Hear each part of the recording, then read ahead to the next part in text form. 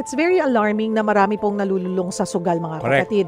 You know, if titingnan po natin, Pastor Jeff, ang Biblia, mayroon man direktang mga salita na forbidden or masama ang gambling.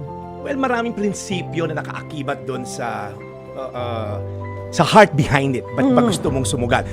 Yung sugal lang po ay hindi lang naman tungkol sa pera, ito'y tungkol sa puso. Pag tinignan mo, it's a heart issue more than a money issue. Okay? Ano ba yung motivation mo? Kasi pag sinabing swerte or gusto mo yumaman, sabi sa 1 Timothy 6:9-10, yung pagnanais yumaman, I think nandun din yun eh. Meron kang piso, sinugal mo din to sa sugal, gusto mo maging 2 piso. Parang gusto mong yumaman. I think those who want to get rich, yung get rich quick na scheme, okay, ay nahuhulog daw sa tukso, sabi sa 1 Timothy 6. Pero mga nagnanais yumaman ay nahuhulog sa tukso, sa trap, yung sa bitag, at maraming hangarin na foolishness na nakakapinsala, tumahantong sa kapahamakan. So ang idea kasi si God, He never tolerate laziness. In fact, sabi sa Bible, huwag pakainin ng tamad, okay? So pag tinignan mo, ang pag-ibig sa pera, ang ugat sa lahat ng uri ng kasamaan. It's not the money, it's the love for money. Yun. Kasi gusto nga ni Lord, maging successful tayo lahat eh. Di ba sabi, for my plans for you is to prosper you. So, hindi masamang yumaman. Ang tanong lang, paano ka ba yayaman? Kasi, sa paanong paraan? Hindi ka nga nagsugal, pero ninakumi ka ba ng bayan? So, walang production na involved eh. For example, Sheryl, may magsasaka, bumili ng binhi, itinanim yung binhi ng kamatis, diniligan, dinadamuhan, tinatanggalan ng mga insekto, inisprayan, hinihintay lumaki. May element of diligence, may element of waiting, tutulog siya sa gabi, and let nature do its part.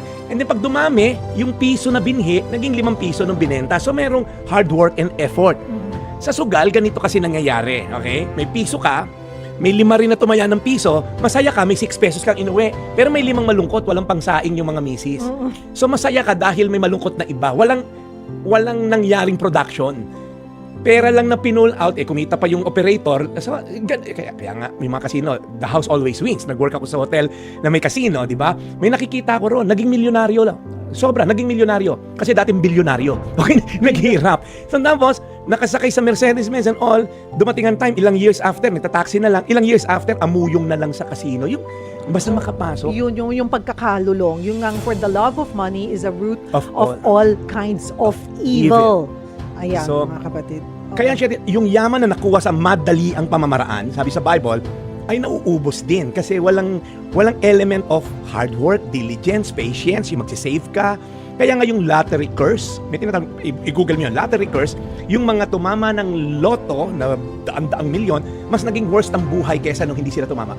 Pag binasa mo, kinidnap yung mga anak ng kamag-anak kasi ayaw balatuhan, namatay, nalulong sa drugs. Kasi bigla kang yumaman overnight, you don't have the discipline and the muscle of faith to trust God na ang bilis compare sa yumaman ng may diligence. Hindi man, mga kapatid, 100% na gano'n ang nangyari, pero napakaliit na porsyento yung natuto sila or alam nila how to handle it. Hindi nalulong or hindi. Kumbaga kasi meron nandyan yung nagsisimula na, ay, kunwari, naglabas ka ng 100 pesos, naging 500.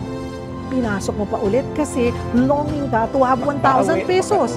Tapos, naubos yung 500. Hindi, maglalabas ka ngayon ng mas malaki. Dahil iniisip mo, gusto mong bawiin ng mas malaki kasi kinainan ka na. Yung mga ganoon pong, yung ganoon na behavior na ang nagiging problema.